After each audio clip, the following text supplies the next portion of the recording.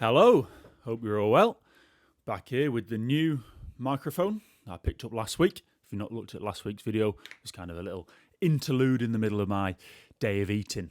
So we're here with some speed testing. So we're in the 7th week of our training now, since coming back from the start of the season, and we've done kind of ramped everything up for 6 weeks, and this week's going to come down a little bit in volume. The intensity stays high, the volume comes down a little bit, so that then the next 3 weeks will really rocket that intensity. So what we've got is the speed testing. So I'll probably explain a little bit more in a minute, but we did a speed test at our very first session back. It consists of 9 25s all out. We do 3 swim, where you're not allowed any underwater, which is a bit of a weird kind of sensation. It's just a bit unusual. We do 3 underwater, and we do 3 kick on the surface in a streamline, again with no underwater. So we're having to push off straight onto the surface.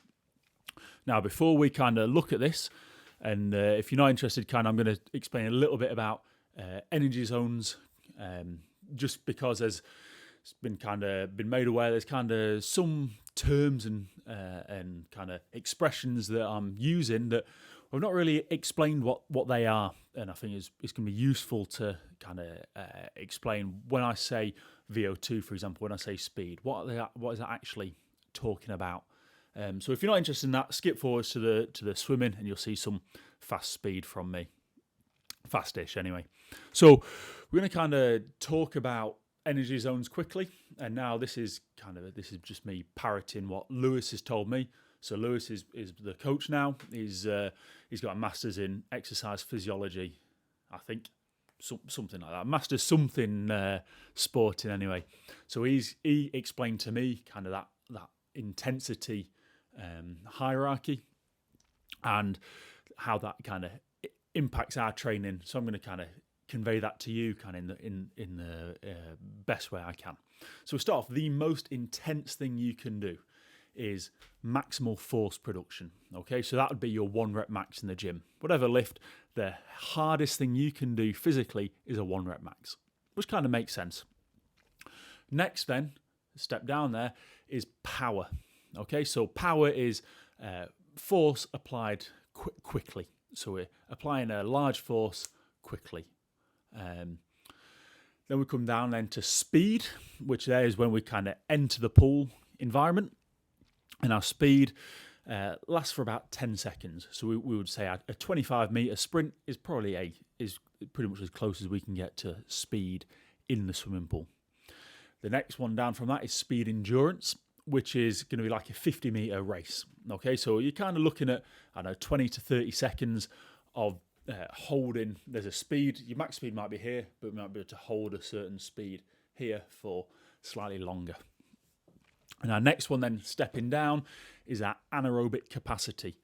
Now that is where your lactate production and your lactate tolerance is. So lactic acid is a waste product from anaerobic exercise. So exercise without oxygen, where you're not getting a sufficient amount of oxygen into your body while you're performing the exercise, you're going to produce lactic acid.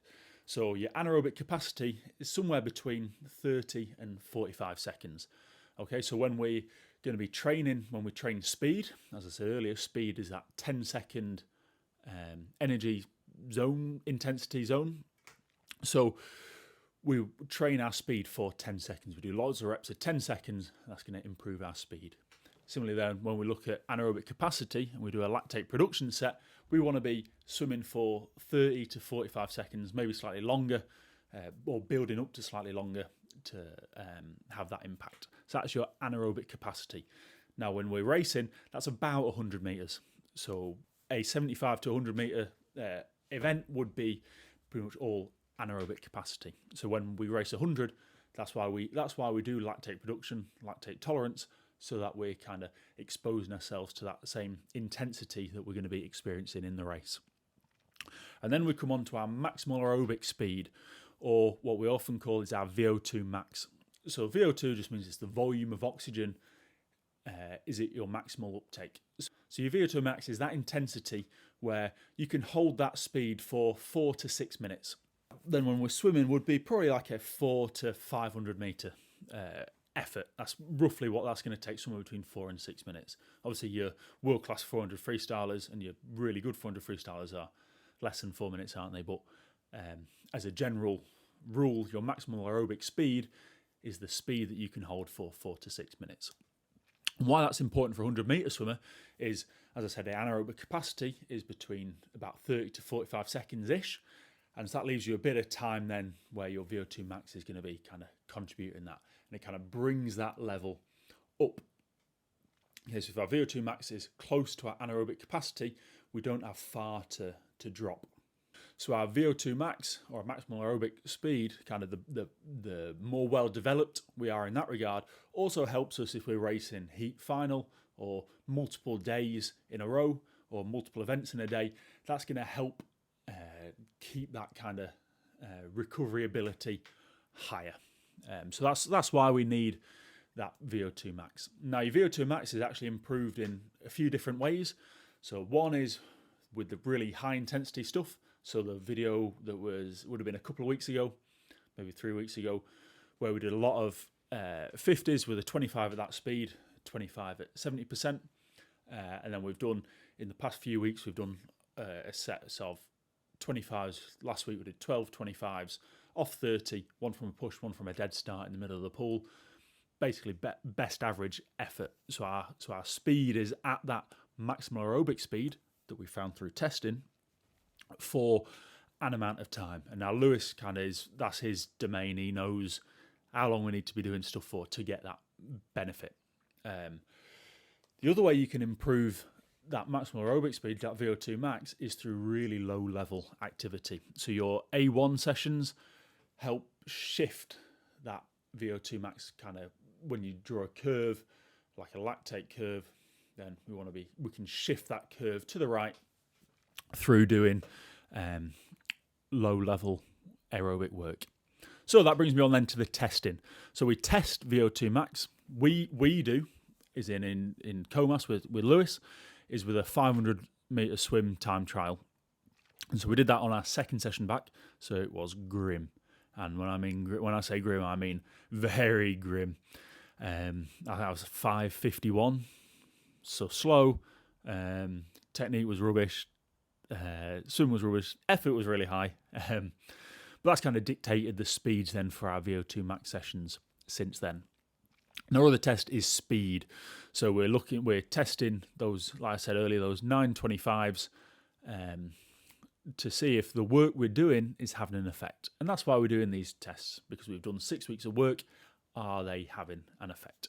So the first time I did this set, my 325s on swim were 12.03, 12.05 and 12.14. My underwater was 12.31, 12.48 and 12.83. That's where it started to drop off. And then my 3 kick were 13.83, 13.94 and 14.14. So again, big drop off there. So we'll get this going then on the swim now. So we start with the swim with no underwater. And the rate's quite high. From this angle, like, you can't really see too much of the technique. I don't think it looks too bad there, to be fair. And that first one was 11.86. So faster than all the ones on that first time. The second one, again, maybe a little bit more aggressive. It's quite hard to find the rhythm going from the push with no underwater. So normally you use the underwater to feel that rhythm. And that second one was 11.85, so slightly quicker. And then I'd just move the camera underwater for this third swim. Again, you can see it quite clear there. It's a bit of a weird start. One of the things I kind of notice here, if I just pause this, my head's moving quite a lot. If you see, my eyes kind of look forwards, then look down. And then as I start pulling, they come forwards again. So maybe that's something I can work on. And another thing kind of that I have been trying to think about is fixing the elbows early. Now, they're kind of sort of fixed there, but they're pulling through as I perform that pull. So that's kind of one thing I want to keep working on, is getting that catch nice and early.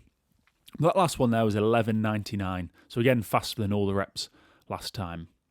we move on to the first of the underwaters then. And I'm probably a little bit deep on all of these. I find it hard on 25's max underwater to kind of go at, say, a metre deep or something, as that first one comes in 11.63. But I think the rhythm here is really nice. The tempo's high.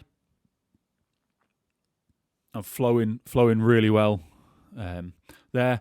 One thing I want to kind of touch on is that I'm getting really good kind of knee bend each way. I'd like my shoulders to be pointing slightly higher up, I think. I think if I was able to kind of open that chest a little bit more, my arms and shoulders would sit slightly further back, and that would help that direction on the kick. As we come in there on the second one on 11.83. And then the last one then. So this is where I had like nearly a 0.4 drop off on the first week. And again, we see similar that the upper body is maybe a little bit stiff, but that was 11.84. So pretty good improvement there. So this is the first of the kick then. And like I see, again, it's a bit weird kicking on the surface in that streamline because you're kind of ploughing through the water a little bit. You don't really get to swim on top of the water like you would do on swim, or properly under the water on underwater. First one there, 13.10, so 0.7 faster than last time. Who's coming then? This is the second kick rep. And again, the tempo's pretty good. I think similar to the underwater, that upper body, especially in that shoulders, if that chest was a little bit more open, it would probably have a better effect. And unfortunately, after this one there, 13.25, this is where the camera, my GoPro, died. So we missed the last rep, but that was 13.24. So all in all, kind of the differences then, the differences on the swim, 0.19, 0.20, 0.15. Then on the underwater, 0.68, 0.65, 0.99.